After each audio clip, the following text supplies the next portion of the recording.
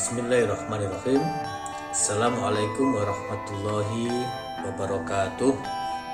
Teman-teman sekalian, di mana saja berada, alhamdulillah pada pagi ini kita bisa bertemu lagi melalui layar untuk melanjutkan materi kita tentang pengantar hukum Islam.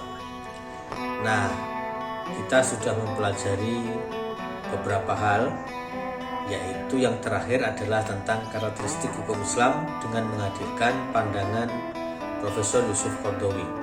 Tapi sebelum itu saya sudah menjelaskan tentang makna fikih, lalu perbedaan antara syariah dan fikih. Tentu di antara banyak pandangan yang kita pelajari ada nuansa. Nuansa itu artinya perbedaan-perbedaan tipis di antara aneka pandangan itu. Tetapi yang paling utama adalah bahwa syariah itu bersifat tetap, tidak berubah, dan berasal dari Allah Subhanahu wa Ta'ala atau Rasulnya. Sementara fikih, sebagaimana kita bisa memahaminya dari arti perkataan, al-fahmu itu adalah al-fiqhu itu adalah al-fahmu atau pemahaman. Ada juga yang menambahkan dengan al-fahmu al-amik atau al-fahmu ad-daqiq, pemahaman yang mendalam. Karena dia pemahaman, maka fikih itu merupakan ro'yun atau pandangan dari para ahli fikih.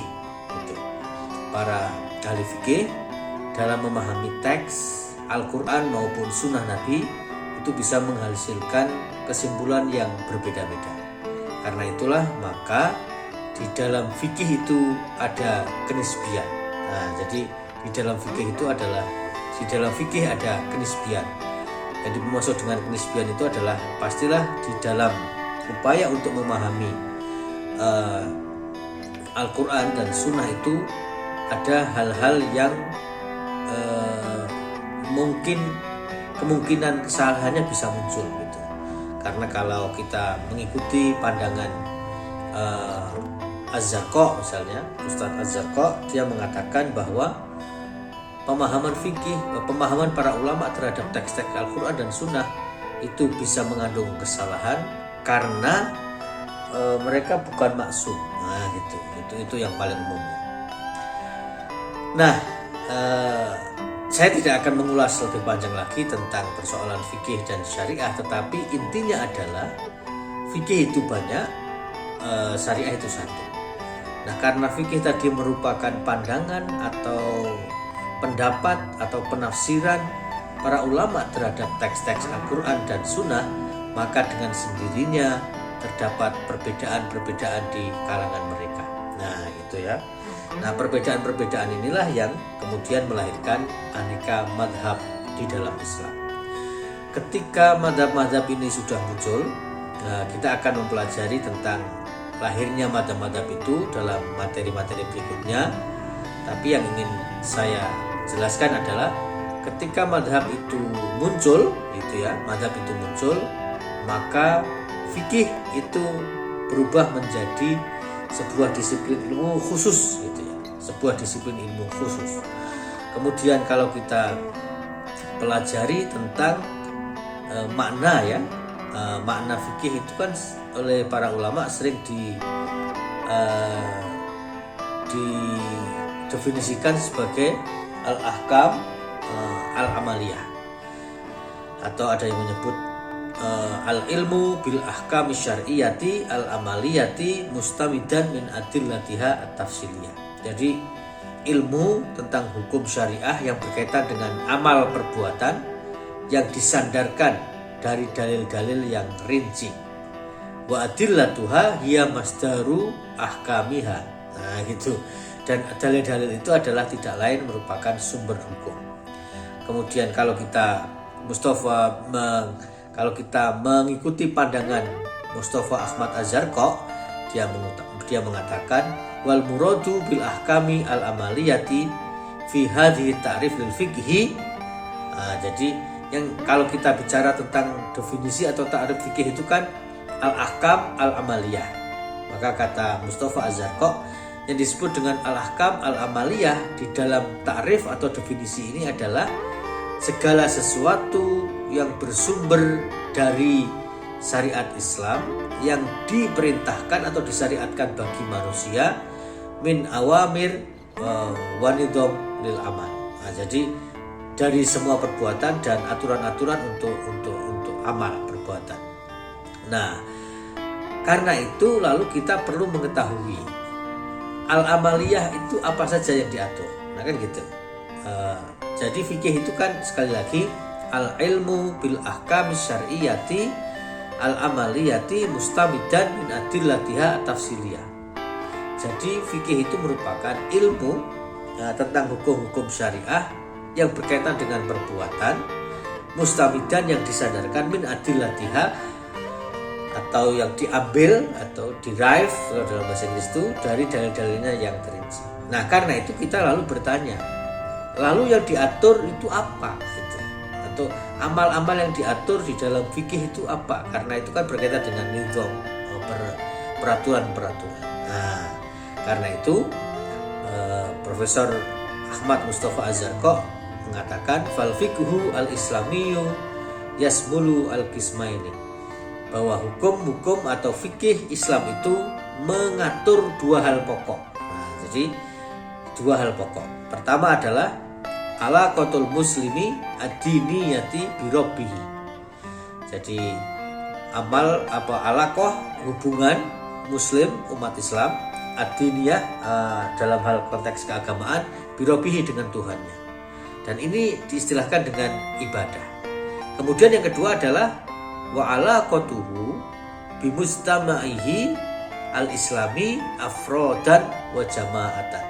Jadi yang kedua yang diatur di dalam fikih itu adalah hubungan muslim dengan mustama, dengan masyarakat, dengan komunitasnya, komunitas Islam afrodan, baik bersifat individual maupun wa jama'atan maupun bersifat dan bersifat individu komunitas. Jadi yang diatur itu hubungan individu dengan individu dengan komunitas dan komunitas dengan komunitas. Wabil mustama'il insani amatan, dan juga dengan masyarakat manusia secara umum. Artinya fikih itu tidak semata-mata berkaitan dengan hal-hal yang bersifat intern muslim saja, tapi juga hubungan umat Islam dengan umat-umat atau masyarakat yang lain. An-nizam al-qanuni fi syariatil islami. Jadi itulah disebut dengan aturan-aturan hukum di dalam syariat Islam. Nah, kemudian kita kalau melihat lagi tentang pembagian fikih ya, misalnya ini kalau kita mengikuti pandangan Badron Abul Ainaini Badron di dalam kitabnya yang berjudul Tarikhul Fiqhil Islami wa Nadhariyatul Milkiyah wal Uqud. Sebenarnya ini buku berbicara tentang al-muamalah, tetapi karena membicarakan muamalah itu merupakan salah satu bagian dari hukum Islam kan, sehingga perlu membicarakan Islam secara umum dulu, hukum Islam secara umum dulu, maka Badron di dalam kitab ini menjelaskan tentang pembahasan umum tentang fikih dulu. Misalnya dia menulis begini, waqad qasama aktsarul fuqaha'i al-fiqha ila qismaini, bahwa ulama fikih itu yang disebut dengan fuqaha membagi fikih itu secara umum ke dalam dua kategori saja. Gitu. Dua kategori saja. Jadi seperti tadi kita mengutip dari Mustafa Ahmad Az-Zarqa, yaitu alaqatul muslim ad-diniyah bi rabbih wa alaqatuhu bi mustama'ihi al-islami afrodan wa jama'atan wa bil mustama'il insani amatan. Nah, kalau Abu Aini Badron ini mengatakan waqad qassama aktsarul fuqaha'i al-fiqhi ila qismaini, bahwa para ulama fikih membagi hukum Islam atau fikih itu ke dalam dua kelompok besar saja. Pertama adalah ibadatun, yang kedua adalah muamalat. Jadi muamalat itu jamaah. Yang pertama juga itu ibadat, itu ibadah singkat kata dalam konteks keindonesiaan kita sering membahasakannya muamalah, ibadah dan muamalah. Kemudian apa penjelasannya?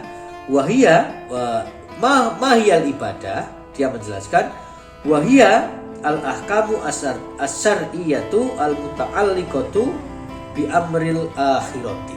Nah, jadi sederhananya yang disebut dengan ibadah itu adalah hukum-hukum syariah yang berkaitan dengan urusan-urusan akhirat. Wallati yaqsudu biha at-taqarrub ila Allah wahdah, yang tujuannya adalah untuk mendekatkan diri kepada Allah semata-mata. Gitu. Kepada Allah semata-mata. Kas-sholati was-siyami wal jihadi wan nadari wa ghairuhuma. Jadi seperti sholat, puasa dan lain-lain. Sementara yang kedua, bagian kedua itu adalah muamalat, yang diterjemahkan atau didefinisikan sebagai wahia al-ahkam al-muta'alliqah bi a'malil insani wa tasarrufatihi allati yaqsudu biha tahqiqul masalih ad-dunyawiyah. Jadi muamalah itu adalah sembarang hubungan antara manusia satu dengan manusia yang lain, yang bertujuan untuk menciptakan kebaikan dalam hidup di dunia. Jadi hukum-hukum yang mengatur hubungan individual, tadi kan afrodan wa jamaatan atau komunal, tapi tujuannya itu adalah menciptakan atau merealisasikan tahqiqul masalih ad-dunyawiyah, merealisasikan, mewujudkan maslahat dalam kehidupan di dunia. Nah, gitu. Itu. Kemudian kalau kita lihat lagi, itu pembagian secara umum. Nah, pembagian secara umumnya ada begitu. Lalu waqad qasama ashabus Syafi'i al-fiqha ila arba'ati arkanin. Nah, sementara dalam pandangan mazhab Syafi'iyah, hukum Islam atau syariat atau fikih itu dibagi menjadi 4 bagian. Faqalu al-ahkamu asy-syar'iyyatu imma an tata'allaqa bi amril akhirati wa hiyal ibadah. Pertama, itu menurut pandangan Imam pengikut Imam Syafi'i. Karena di sini Badron Abul Aini Badron mengatakan ashabus Syafi'i. Berarti kan tidak Syafi'i sendiri, tetapi para pengikutnya, bisa muridnya dan lain-lain. Yaitu al-ahkam asy-syar'iyyatu imma an tata'allaqa bi amril akhirati wa hiya ibadah. Jadi sama, yaitu hukum-hukum Islam, hukum-hukum fikih yang berkaitan dengan urusan-urusan akhirat, dan itu disebut dengan ibadah. Au bi amri dunya wa hiya imma an tata'allaqa bi baqa'is syakhsi wa hiya al muamalah. Nah, gitu. Jadi atau urusan-urusan yang berkaitan dengan kemaslahatan kehidupan manusia di dunia, dan itu adalah muamalah. Au bi baqa'in nau'i bi itibaril munazzal wa hiya al munakahat. Nah, yang berkaitan dengan hubungan manusia dalam konteks keturunan dan lain-lain, itu disebut dengan al-munakahat. Au bi tibaril madinati wa ya al-uqubat, atau yang berkaitan dengan hukuman-hukuman yang harus diterima oleh manusia karena melakukan perbuatan-perbuatan, ya katakanlah pelanggaran-pelanggaran dalam konteks pidana, maka itu disebut dengan al-uqubat. Jadi dari sini kita mengetahui Mustafa Ahmad Az-Zarqa melihat 2 bagian, 2 kategori besar di dalam fikih, itu adalah al-ibadah dan kemudian yang kedua adalah al-muamalah. Kemudian jumhur sebagaimana dikutip oleh Badron Abul Aini Badron tadi juga mengatakan 2, tapi ashabus Syafi'i membaginya menjadi 4, yaitu ibadah yang berkaitan dengan urusan-urusan akhirat manusia, kemudian muamalah yang berkaitan dengan urusan dunia, kemudian al-munakahat yang berkaitan dengan institusionalisasi hubungan pernikahan dan keturunan, kemudian yang kedua berkaitan dengan pelanggaran-pelanggaran yang mungkin terjadi dalam kehidupan manusia, dan itu disebut dengan hukum-uqubat. Jadi 4 ya, ibadah, muamalah, munakahah, uqubah. Nah, sementara yang Mustafa Ahmad Az-Zarqa dan jumhur tadi mengatakan 2 saja, yaitu ibadah dan muamalah. Nah, oke. Tentu saja ini adalah pembagian besar. Nah, saya sering mengatakan teman-teman yang mengkaji ilmu syariah atau hukum Islam itu memang perlu sebuah mata kuliah yang berjudul Pengantar Hukum Islam. Apa yang saya maksudkan dengan pendapat itu adalah karena tidak semua mahasiswa baru, pembelajar baru lalu bisa menangkap dengan baik posisi apa yang sedang kita pelajari itu. Nah, maka kalau tadi itu adalah 2 dan 4 kategori besar, kita akan turunkan lagi. Kita akan menurunkan yaitu bagian-bagian fikih itu. Pastilah teman-teman pernah membaca fikih muamalah, fikih ibadah, fikih munakahat tadi ya. Tapi juga jangan lupa jurusan di mana kita belajar sekarang itu namanya adalah bahasa Indonesianya Hukum Keluarga Islam atau disingkat HKI. Sementara kalau kita terjemahkan ke dalam bahasa Arab, hukum keluarga Islam itu adalah akhwalus saksiyah. Nah, maka bagi kita perlu tahu di mana sebenarnya letak akhwalus saksiyah itu dalam struktur ilmu fikih secara luas. Nah, lagi-lagi saya akan mengutip pandangan Mustafa Ahmad Az-Zarqa. Kategori yang dibuat oleh Mustafa Ahmad Az-Zarqa itu adalah dia mengatakan hukum Islam yang bernama fikih itu dibagi menjadi 2 bagian besar, tapi dari 2 bagian besar tadi itu kemudian ada rincian-rincian yang dia menyebutnya rumus itu, romzun itu. Jadi dia mengatakan famin hadza al-muntata, dia mengatakan fikih itu bisa wujudnya bisa jadi 7 pola itu ya, romzun, rumus gitu ya, rumus. Tapi ya pola lah atau bagian. Maka yang pertama dia mengatakan al-ula al-ahkam al-muta'alliqah bi ibadatillahi ta'ala min sholatin wa siyamin wa ghairiha wa tusamma al-ibadah. Masih sama. Jadi ibadah itu kategori besar tapi juga sekaligus menjadi kategori kecil sebagai bagian dari sistematika ilmu syariah atau ilmu fikih.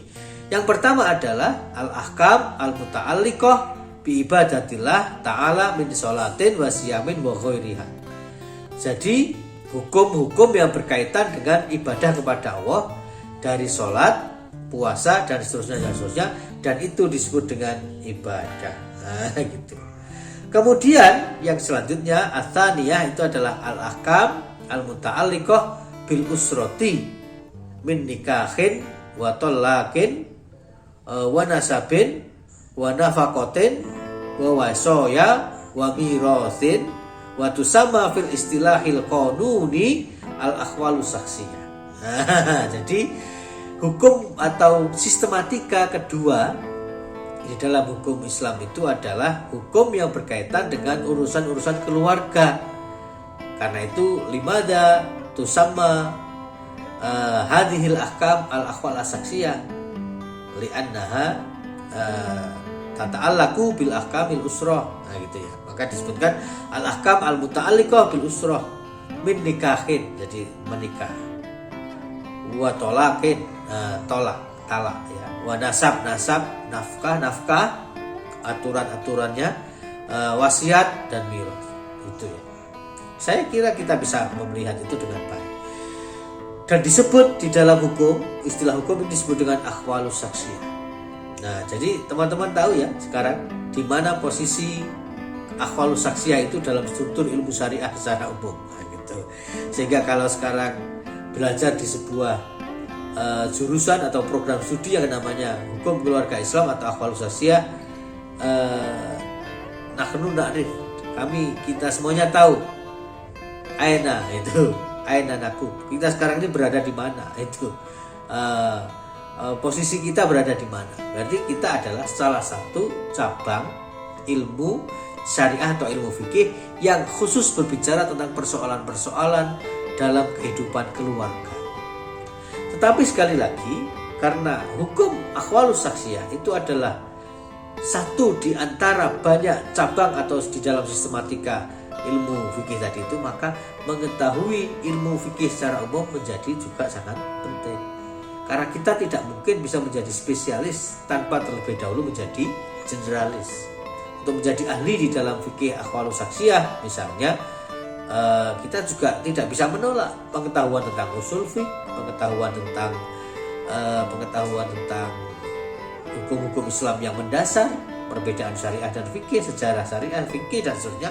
Mau tidak mau harus kita ketahui perkembangan madhab dan lain-lain. Kemudian ats-tsalitsah itu adalah al-ahkam al-muta'alliqah binasatin nasi al-iktisabi wa ta'amulihim bi ba'dhum ma'a ba'din fil amwal wal hukum. Jadi hukum yang berbicara atau yang berkaitan dengan kegiatan kemanusiaan dalam memperoleh dalam memperoleh nafkah untuk menghidupi diri dan keluarga, itu ya. Al-iktisabi itu berarti berkaitan dengan bagaimana memperoleh pendapatan dan hubungan mereka satu sama lain di dalam hal apa? Hak itu hukum ya, al-hak, hukum hak itu bagaimana kita bisa memperoleh hak itu, bagaimana kemudian sesuatu itu bisa menjadi hak milik kita, bagaimana. Wal amwal yaitu tadi harta benda. Kalau kepemilikan harta benda itu kan ada aturannya. Nah, tidak mungkin begitu saja, ada jual beli, ada sewa dan lain-lain. Maka itu disebut dengan al-muamalah. Nah, itu disebut dengan al-muamalah. Jadi sudah 3 ya, ibadah berkaitan dengan Allah atau Tuhan, hubungan manusia dengan Tuhannya. Kemudian yang kedua adalah ahwalus saksiyah, yaitu bagaimana hubungan atau aturan tentang keluarga. Yang ketiga adalah al-muamalah, yaitu berkaitan dengan hubungan manusia dengan sesamanya. Yang kedua-duanya ini, al-muamalah dan ahwalus saksiyah ini, oleh Profesor Mustafa Ahmad Az-Zarqa disebut sebagai dia mengatakan disebut sebagai al-qanun al-madani, ya gitu. Jadi ahwalus saksiyah dan ahwalus saksiyah dan muamalah itu menurut Profesor Ahmad Mustafa Az-Zarqa di dalam dunia modern disebut dengan al-qanun al-madani. Jadi hukum-hukum yang berbicara tentang madani, manusia, keperadaban, manusia yang berperadaban. Nah, gitu. Kemudian kita lanjutkan ar-rabi'ah al-ahkam atau al-qawaid al-muta'alliqah bisultanil hakim ala ra'iyati, yaitu prinsip-prinsip yang berkaitan dengan bagaimana seorang penguasa itu mengelola rakyatnya, itu memimpin rakyatnya, yang berkaitan dengan apa saja, wal huquq wal wajibat al mutaqabalah bainahuma, dalam kaitannya dengan penguasa dan yang dikuasai, kok jelek bahasanya, atau rakyat, pemimpin dan rakyatnya, itu kan selalu ada yang disebut dengan al huquq wal wajibat, hak-hak dan kewajiban.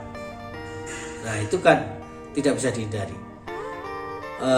Kemudian oleh para fuqaha ini disebut juga sebagai disebut dengan al-ahkam as-sultaniyah. Jadi hukum-hukum pemerintahan. Kemudian juga dalam bahasa atau istilah yang lain disebut dengan as-siyasah asy-syar'iyyah. Nah, jadi hukum yang mengatur hubungan antara penguasa dengan rakyatnya dalam hal kewajiban. Apa itu kewajiban penguasa dan apa yang menjadi hak rakyat? Kewajiban rakyat apa, hak penguasa apa? Itu namanya ada 2, yaitu al-ahkam as-sultaniyah, hukum-hukum pemerintahan, tapi juga ada yang menyebut dengan istilah as-siyasah as-syar'iyyah. Maka dalam hal ini pasti teman-teman pernah mendengar istilah fikih siyasah, ya. Fikih siyasah kalau sedang belajar tentang fikih.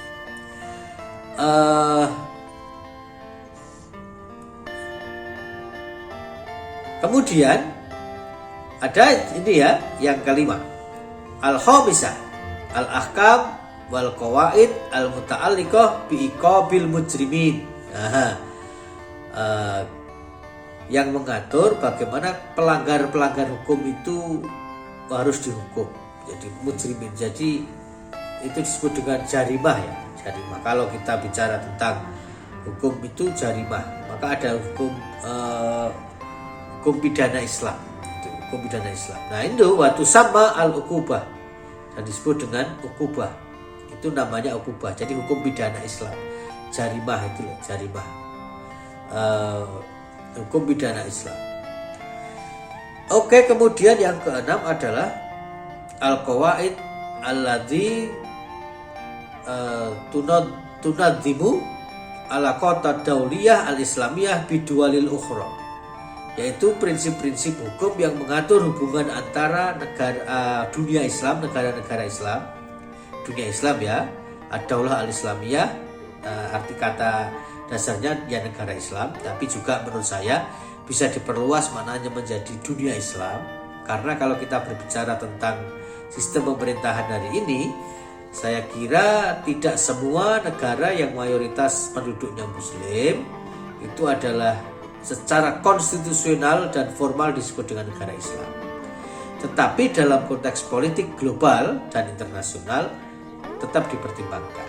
Misalnya Indonesia. Bagaimana kita menyebut Indonesia? Indonesia tentu bukan negara Islam dalam arti formal itu.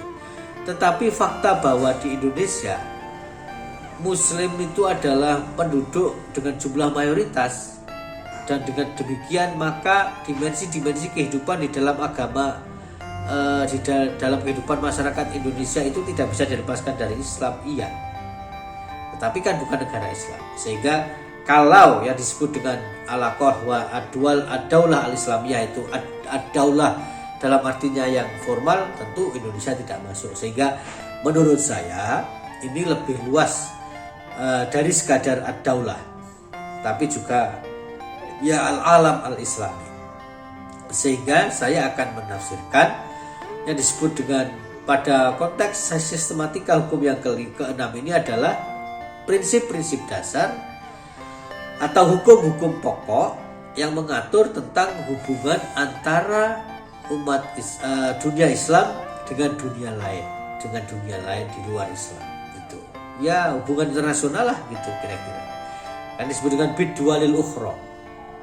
Ad-dual al-ukhra itu man atau aina, itu ya di mana saja, siapa saja. Nah, kalau sudah bicara tentang di mana saja dan siapa saja kan berarti tidak terbatas gitu. Dan ini waktu sama fil istilahil qanuni al-huquq ad-dualiyah, al-huquq ad-dauliyah, ad-dualiyah itu al-huquq ad-dualiyah. Jadi hukum internasional. Nah, ini teman-teman sekalian. Jadi hukum Islam atau fikih pun mengatur hukum internasional. Kemudian as-sabi'ah al-ahkam al-muta'alliqah bil akhlaq wal fadail wa makhasinis suluki wa musawihi wa tusama al-adab. Jadi yang terakhir, yang ketujuh menurut Mustafa Ahmad Nazarko itu adalah hukum-hukum yang mengatur tentang akhlak, tentang adab, tentang keutamaan, tentang memperbaiki hubungan dan tingkah laku manusia, dan itu disebut dengan adab. Nah, gitu ya. Nah, jadi ini pembagian sistematika fikih sekali lagi teman-teman sekalian, sehingga kalau kita berada dalam satu konteks ini adalah karena kita berada di dalam perguruan tinggi yang memiliki aturan-aturan, tidak hanya perguruan tinggi itu sendiri tapi juga pemerintah yang menetapkan bahkan nama-nama jurusan dan program studi, maka setidaknya kalau sekarang ini teman-teman berada di program studi hukum keluarga Islam, teman-teman bisa menjelaskan atau bisa mengetahui, oh posisi saya ternyata ada di situ. Nah, kemudian kita juga bisa mendapatkan pandangan atau perspektif yang berbeda dari kitab yang ditulis oleh tadi sudah saya sebutkan Badron Abul Ainainil Badron, karena dia menyebut bahwa dengan mendasarkan kepada pembagian-pembagian tadi itu sebenarnya ada juga pembagian-pembagian yang lain yang dilakukan oleh ulama-ulama atau sarjana yang lebih kontemporer. Sehingga menurut Badron Abul Ainainil Badron ini, dari hasil analisis dan bacaan dia terhadap aneka ragam sistematika ilmu fikih, dia mengatakan ada 2 kategori besar lagi. Nah, jadi ini tolong ya, kategori-kategori sejak tadi yang sudah disebutkan di awal itu dicatat dengan baik sehingga kita bisa memahami dalam istilah bahasa ilmiah itu anatomi ilmu fikih. Anatomi itu artinya jeroan jadi apa ya? Ya susunan lah itu ya. Dia menyebut al-qanun al-ami al-khariji. Itu. Jadi al-qanun al-ami al-khariji, yakni hukum-hukum umum yang berkaitan dengan dunia luar gitu. Kemudian yang kedua adalah al-qanun al-ami al-qanun al-amu ad-dakhili, al-qanun al-amu al-khariji, kemudian al-qanun al-am ad-dakhili. Jadi hukum-hukum umum yang bersifat internal. Nah, kita coba bicarakan satu-satu ya. Kita bicarakan satu-satu. Al-qanun al-amu al-khariji wa huwa al-musamma bil qanuni ad-duwali al-ami.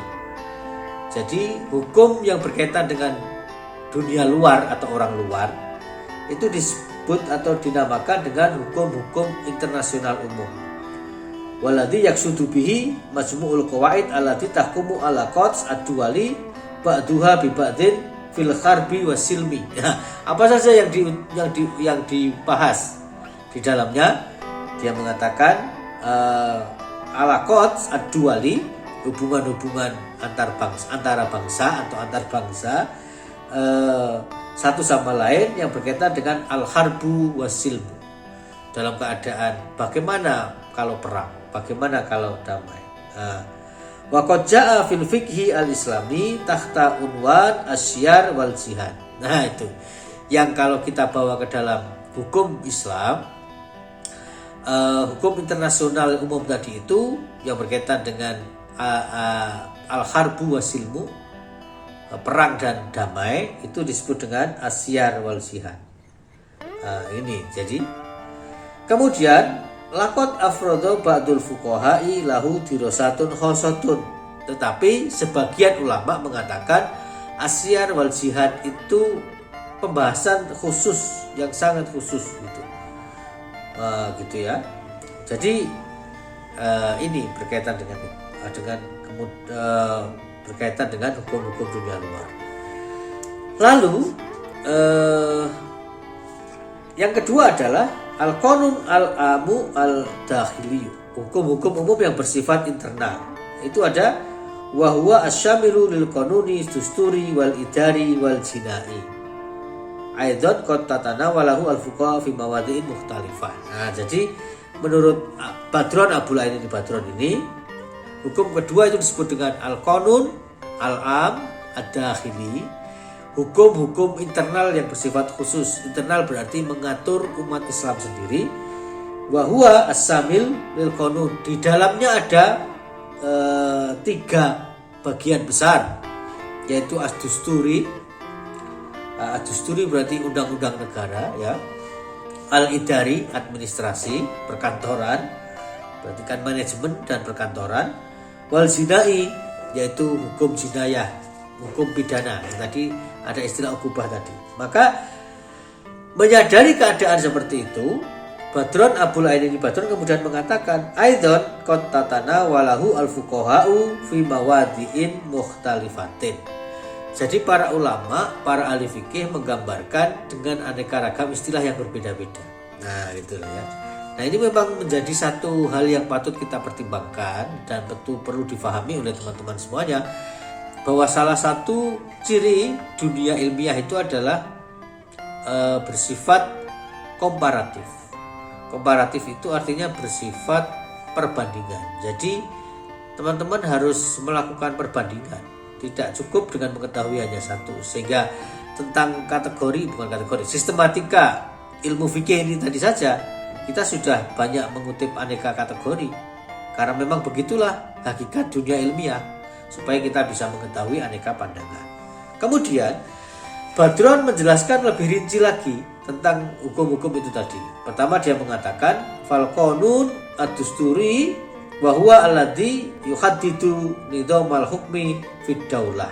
Nah, jadi dustur kan berarti undang-undang negara, ad-dustur ya.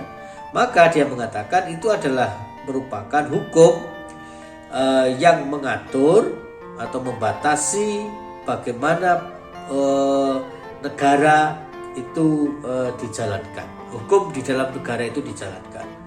Wa yunadzimu sultataha al-amah. Jadi bagaimana pemerintah itu dijalankan. Wa ala qats ba'duha bi ba'din.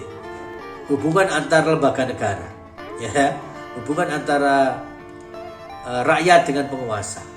Hubungan antara pejabat-pejabat di negara itu. Wa ala qatuha bil ifrat, betul ya. Wa yuqarriru hukukul fardi fid daulah. Bagaimana individu-individu atau rakyat itu memiliki hak di dalam konteks negara. Itu. Kemudian di dalam konteks ini ada itu tadi kan masing-masing bisa muncul dalam berbagai macam istilah dan bagian-bagian lebih khusus. Maka di dalam Al-Qanun ad-Dusturi ini menurut Badron, Abdul Ain Badron, itu bisa muncul sub-sub yang khusus lagi, yaitu waqad bahasat ahkamuhu fi kutubin khosotin. Nah, jadi ada kitab-kitab khusus yang diciptakannya, ditulis oleh para ahli hukum Islam. Di dalam konteks kategori dustur itu saja, dusturi, al-ahkam ad-dusturi itu saja, itu bisa muncul banyak kategori.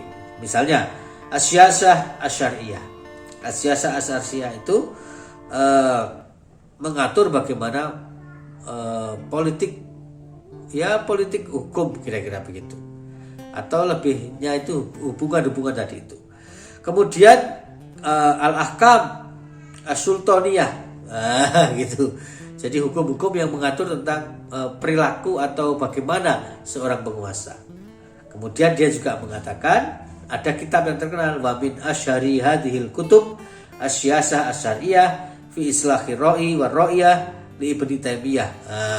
Salah satu kitab yang terkenal berkaitan dengan Al-Qanun ad-Dusturi, khususnya yang berkaitan dengan as-siyasah asy-syar'iyyah, itu adalah sebuah kitab yang ditulis oleh Ibnu Taimiyah, ya, gurunya Ibnu Qayyim, berjudul As-Siyasah Asy-Syar'iyyah fi Islahir Ra'i war Ra'iyah. Jadi siasah syariah untuk memperbaiki atau menghadirkan kebaikan bagi penguasa dan rakyatnya, gitu. Kemudian ada juga kitab dalam hal itu adalah Al-Ahkam As-Sultaniyah wal Wilayat wal Ahkam As-Sultaniyah yang ditulis oleh Al-Qadhi Abi Laila Al-Hambali. Jadi ada penulis atau ulama yang bernama Abi Laila Al-Hambali. Dia seorang qadhi atau hakim, ya, menulis buku itu, Al-Qanun. Nah, di dalam Al-Qanun ad-Dusturi dia menulis Al-Ahkam As-Sultaniyah wal Wilayah wal Ahkam As-Sultaniyah. Itu yang ditulis oleh tadi. Kemudian kita beranjak kategori di dalam Al-Qanun ad-Dakhili itu kan nanti ada dua, ya. Al-Qanun ad-Dakhili ada dua, yaitu ada tiga, dusturi, idari, dan jinai. Nah, kita beranjak ke yang kedua, yaitu Al-Qanun al-Idari, wa huwa majmu'atul qawanin allati tahkumu nasyatus sultati at-tanfidiyati. Nah, jadi hukum-hukum administratif atau manajemen, ya, gitu. Karena kalau tidak ada urusan-urusan yang bersifat idari, manajemen, kemudian administrasi bagaimana semua ini akan dijalankan. Wa qad bukhitha fil fiqhi al-islami fa kutubul ahkam as-sultaniyah, itu adalah dan di dalam hukum Islam telah banyak ditulis buku-buku yang berkaitan dengan persoalan ini. Misalnya wa afrad tu ba'dul ulama'i lil ahkamil al-muta'alliqah bin nawahi al-maliyah kitaban khosotan biha.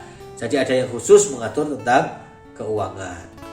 Kemudian ada yang al-ahkam al-khosoh bin nahiyatil idariyah, hukum yang khusus berkaitan dengan administrasi. Kemudian bidalika kutubul amwal li Abi Ubaid. Jadi ada kitab yang berjudul Kutubul Amwal yang ditulis oleh Abi Ubaid. Ini berkaitan dengan al-umur al-maliyah di dalam negara. Kemudian Kitabul Kharaj li Abi Yusuf. Kemudian wa Kitabul Kharaj li Yahya ibnu Adam. Ya. Jadi ini antara lain buku-buku kitab-kitab yang menulis tentang persoalan-persoalan administrasi di dalam Islam. Kemudian wal qanun al-jinai, apa yang disebut dengan qanun jinai. Qanun jinai itu berarti hukum-hukum yang berkaitan dengan tadi itu ukubah atau pidana ya. Wa huwa alladzi yuhaddidul jaraim, yaitu hukum-hukum yang mengatur atau yang membatasi kejahatan, jarimah itu loh, jarimah kejahatan, dan menakar apa yang perlu diberikan kepada mereka sebagai hukuman. Kemudian bakathahu al-fuqaha'u fi abwabin khosatin fi kutubil fiqhi jami'uha khosatan fi abwabil jinayat wa qat'at thariq wal hudud wa ta'zirat. Jadi ini berkaitan dengan hukum-hukum yang disebut dengan hukum takzir gitu. Hukum takzir itu artinya hukum yang menjadi kewenangan pemerintah. Nah, jadi ini kemudian juga ada lagi pembagiannya ya. Jadi sangat banyak juga. Ada hukum-hukum yang khusus gitu ya. Ada hukum-hukum yang khusus. Misalnya al-qanun al-madani, yaitu hubungan antara masyarakat, antar masyarakat. At-tijari, perdagangan. Wal murafaat itu hukum acara. Hukum acara artinya kalau kita ini mengamati di dalam masyarakat ada orang-orang yang mengalami persoalan-persoalan di pengadilan, itu kan ada prosedur. Nah, hukum prosedur itu namanya hukum acara. Di dalam hukum Islam disebut dengan al-murafaat. Kemudian wadau ad-duwali al-khas, hukum-hukum yang berkaitan dengan dual khos, negara-negara khusus. Kemudian juga yang disebut dengan ada madani, tijari, murafaat, dan ad-dual al-khos. Nah, bagaimana penjelasannya? Al-qanun al-madani wa huwa al-umud al-faqri lil qanun al-khos. Jadi hukum-hukum madani atau al-qanun al-madani itu adalah pilar-pilar hukum khusus. Misalnya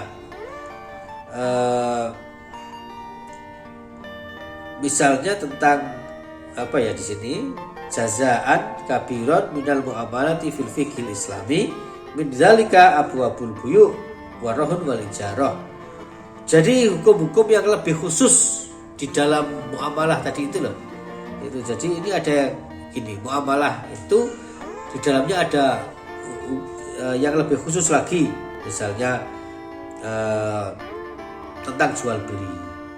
Kemudian tentang gadai gitu ya, dan perdagangan. Kemudian wadiah, ariyah, al-kafalah, ya seperti yang sekarang ini. Ya, takaful, ada asuransi kan sebenarnya dan seterusnya gitu. Kemudian yang kedua adalah al-qanun at-tijari. Jadi tadi itu al-madani, ini at-tijari khusus perdagangan, bahwa majmu'atul qawaid allati tahkumu al-muamalat al-maliyah. Jadi khusus berkaitan dengan persoalan uang gitu. Al-maliyah itu keuangan. Wa qad ta'arrada lahu al-fiqhu al-islami fi abwab syirkah al-mudharabah, itu ada syirkah. Ini kan berarti berkaitan dengan persoalan joint itu loh, permodalan yang saling join itu. Kemudian yang ketiga adalah qanun al-murafa'at wa huwa al-mawadih lima yajibu itibauhu min a'malil wa ijra'at litatbiqi ahkamil qanun al-madani wa tijari wa bakatul fuqaha fi ababid da'wah wal qada' wasyahadah. Jadi qada', ada kata-kata qada' di situ artinya peradilan agama. Jadi aneka persoalan yang terjadi di dalam hukum Islam, baik itu berkaitan dengan tijari, madani, qanun dan lain-lain, qanun madani dan tijari, itu kalau terjadi sengketa maka harus diselesaikan melalui satu prosedur yang disebut dengan qanunul murafa'at. Lalu yang terakhir adalah al-qanun ad-dauli al-khasi wa huwa majmu'atul qawaid allati tabayyana al-muhkamatu al-khassatu wal qanun wal wajib at-tatbiq fil qadaya allati fiha unsur ajnabiyin. Jadi lagi-lagi kalau terjadi aneka konflik, aneka perselisihan, namanya juga di dalam hubungan ya, yang menyangkut ajnabi, unsur-unsur yang luar, maka itu diatur di dalam hukum yang disebut dengan al-qanun ad-duali al-khas. Nah, jadi teman-teman sekalian, ini adalah sekedar contoh ya dari aneka hukum yang bisa kita temukan atau dari aneka kategorisasi kalau kita berbicara tentang fikih itu. Jadi sekali lagi banyak hal yang bisa kita temukan berkaitan dengan kategorisasi ini. Artinya satu pandangan dengan pandangan lain berbeda-beda, tetapi sebenarnya kita bisa mengambil kesimpulan dan sekaligus bisa memetakan, oh berarti sebenarnya ukuran yang paling dasar menurut saya adalah bahwa hukum fikih itu mengatur dua hal pokok, yaitu al-ibadah wal muamalah, yaitu hubungan manusia dengan Tuhan, kemudian hubungan manusia dengan sesama manusia. Tetapi membagi secara umum ke dalam dua kategori ini saja dirasa tidak cukup, sehingga harus ada pembagian-pembagian yang lebih detail. Nah, karena urusan manusia ya, kalau urusan Tuhan, manusia dengan Tuhan, ibadah itu saja ada aturannya khusus ya, sehingga ada fikih ibadah yang banyak sekali ini berjilid-jilid buku yang ditulis oleh para ulama tentang aturan ibadah. Yang di dalam aturan ibadah itu, meskipun al-ibadah itu adalah sesuatu yang pasti, tapi karena fikih itu namanya juga fikih, itu tadi sudah dijelaskan di awal, fikih ini merupakan hasil dari penafsiran para ulama terhadap teks-teks dasar keagamaan. Karena itu lalu di dalamnya sangat mungkin terjadi perbedaan itu. Maka sekali lagi kalau kita baca ya, supaya sekali lagi kenapa terjadi perbedaan di dalam fikih itu, bahkan fikih ibadah sekalipun, maka kita harus memahami. Misalnya amal fikhu fahuwa min amalil fuqaha'i fi tariqi fahmis syariati wa tatbiqi nususiha. Sedangkan yang disebut dengan fikih itu adalah huwa min amalil fuqaha, merupakan bagian dari ya istilahnya itu istihad ya. Jadi usaha awamil min amalil fuqaha, usaha-usaha yang dilakukan oleh para ahli fikih fi tariqi fahmi syariati, dalam upaya untuk memahami syariah, wa tatbiqi nususiha, dan menerapkan nas-nasnya gitu. Wa fihi yahtalifu gitu. Wa fihi yahtalifu fahmu faqihin an fahmi faqihin. Karena itu di dalamnya mau tidak mau terdapat perbedaan pemahaman seorang faqih dari pemahaman faqih lainnya gitu. Jadi di sini disebutkan wa fihi yahtalifu fahmu faqihin an fahmi faqihin akharin. Nah itu. Wa fahmu kulli wahidin mahma ala kudrati yahtamilul khata' wa shawab. Nah itu tadi sudah saya jelaskan di awal ya. Dan tiap-tiap usaha yang dilakukan oleh para fuqaha itu, para faqih, para fuqaha itu mau tidak mau yahtamilul khata' wa shawab, mengandung elemen-elemen kesalahan dan kebenaran. Limada? Li'annahu ghairu ma'sumin, karena mereka adalah orang-orang yang tidak terbebas dari kesalahan. Walaysa ma'na dzalika annahu laqimatun lahu, tetapi ini tidak berarti bahwa orang-orang itu atau para fuqaha itu tidak memiliki nilai sama sekali, atau tidak ada nilai sama sekali dalam usaha yang mereka lakukan. Bukan begitu. Ballahu qimatun azimatun wa takdirun kabirun. Wah, karya-karya ulama para fuqaha masa-masa lalu itu luar biasa nilainya gitu loh. Luar biasa, nilainya luar biasa. Dan bobotnya juga sangat besar. Walakin al-maksud anna laisa lahul qadisiyatu allati li syari'ati nafsuha al-mutamathilah binususiha minal kitab wa sunnah ats-tsabitah. Maknanya fikih itu tidak bisa disandingkan dengan teks-teks Quran dan Sunnah dalam hal kesuciannya. Nah, jadi laisa lahu al-qadisiyatu. Nah, ini perlu dicatat ini ya. Karena itu barang siapa yang mensakralkan pandangan seorang ulama atas seorang ulama tertentu sehingga menafikan pandangan yang lain, itu tidak boleh. Karena di sini disebutkan oleh Ahmad Mustafa Azharqa, dia mengatakan laisa lahu al-qadisiyatu allati li syari'ati nafsiha al-mutamathilati binususiha minal kitab wa sunnah ats-tsabitah. Fal fiqhu wa huwa fahmul faqih wa ra'yuhu. Itu. Dan yang disebut dengan fikih itu adalah pemahaman para ahli fikih yang disebut dengan faqih, wa ra'yuhu, dan pandangan mereka. Walau kana mabniyan ala nassis syar'i, meskipun dibangun atau diderivasi dari teks-teks nas syar'i gitu, tapi tetap saja itu adalah pandangan. Huwa qabilun lil munaqashah. Ini saya ingin teman-teman mencatat ini kata kunci ini. Jadi yang disebut dengan fikih itu karena dia adalah fahmul faqih wa ra'yuhu, maka dia bersifat qabilun lil munaqashah. Qabilun itu artinya terbuka. Qabala yuqabilu itu artinya menerima. Qabilun itu berarti bisa menerima, berarti terbuka. Qabilun ilmu naqasati wa taswibi wa tahtiati. Jadi terbuka, peluang itu terbuka untuk munaqasah, didiskusikan, dialektis. Itu. Jadi setiap kita punya pandangan itu harus bersifat dialektis, artinya bisa didiskusikan. Dan di dalamnya juga ada at-taswib, yang benar juga ada, wal tahtiah, tapi juga yang salah juga ada. Gitu ya. Tetapi ya ini yang menarik, kalau di dalam fikih itu terjadi kesalahan pandangan, walakin al tahtiatu tansorofu ila fahmil faqih la ila tahtiatin nasi asyari. Ini patokannya di situ. Kalau di dalam fikih itu ada kesalahan, maka itu kembali kepada kesalahan para faqih.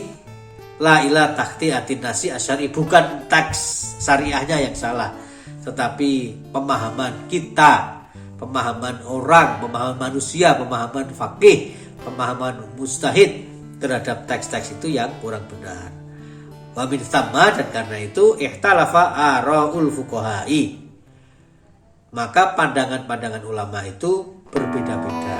Wa radda ba'dhum ala ba'din, satu sama lain saling menolak. Gitu ya. Satu sama lain saling tolak. Misalnya Imam A mengatakan, oh itu begini, tapi Imam yang B mengatakan itu begini. Gitu. Kenapa? Ya karena itu ara tadi itu. Kemudian wa khata'a ba'dhum bi ba'd, satu sama lain saling menyalahkan juga. Jadi itu wa nasya'at al-madahib al-fiqhiyah al-mukhtalifah. Karena itulah lalu bermunculan mazhab-mazhab fikih yang bermacam-macam.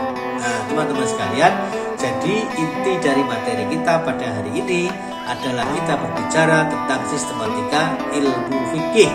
Setelah kita mempelajari tentang perbedaan fikih dan syariah, definisi fikih dan syariah dulu, baru perbedaan fikih dan syariah, lalu kita memahami gimana perbedaan syariah dan fikih itu, kemudian kita mempelajari tentang karakter atau karakteristik kekhususan hukum Islam dibandingkan dengan hukum-hukum yang lain, tapi juga karakter inherent hukum Islam sendiri sehingga kita bisa mengetahui dengan baik. Nah, pada hari ini kita sudah membahas meskipun tidak tuntas karena tidak mungkin membahas dalam 1 jam itu bisa tuntas, tapi kita membicarakan tentang sistematika ilmu fikih dan aneka ragam istilah yang digunakan oleh para ahli fikih yang disebut dengan faqih itu tentang kategorisasi itu. Tetapi itu semuanya mengajak kita kepada sebuah pemakluman atau sebuah pemahaman yang mendasar dan terbuka, itu bahwa perbedaan-perbedaan di dalam menafsirkan teks-teks agama kaitannya dengan fikih, termasuk juga perbedaan-perbedaan dalam menentukan sistematika ilmu fikih, itu sesuatu yang biasa di dalam dunia ilmiah. Dan yang paling akhir tadi kita mendapatkan sebuah pengetahuan yang bersifat simpulan dari kitab Ahmad Mustafa Az-Zarqa, bahwa karena perbedaan pandangan, perbedaan pemahaman, maka perbedaan itu semuanya mengarahkan kepada lahirnya mazhab fikih yang berbeda-beda sepanjang sejarah intelektual Islam, khususnya sejarah hukum Islam. Nah, karena itu pada pertemuan yang akan datang kita akan sambung dengan membicarakan tentang Zuhurul Madzahib atau Qiyamul Madzahib al-Islamiyah. Tetapi terlebih dahulu akan kita awali dengan menyebutkan aneka versi atau aneka pandangan ulama tentang Adwarul Fiqhil Islami, periodisasi fikih Islam atau periodisasi hukum Islam. Memang periodisasinya banyak, tetapi kita akan memberikan tekanan lebih khusus dan agak lama pada Qiyamul Madzahib al-Islamiyah atau Zuhurul Madzahib fil Fiqhil Islami. Qiyamul Madzahib fil Fiqhil Islami atau Zuhurul Madzahib fil Fiqhil Islami, sehingga keluar dari program studi ini betapapun kita hanya belajar secara nama formal adalah hukum keluarga Islam, tetapi kita memiliki pandangan yang luas tentang hukum Islam secara umum. Demikian, terima kasih. Mohon maaf atas segala kekurangan, mudah-mudahan bermanfaat. Saya akhiri. Assalamualaikum warahmatullahi wabarakatuh.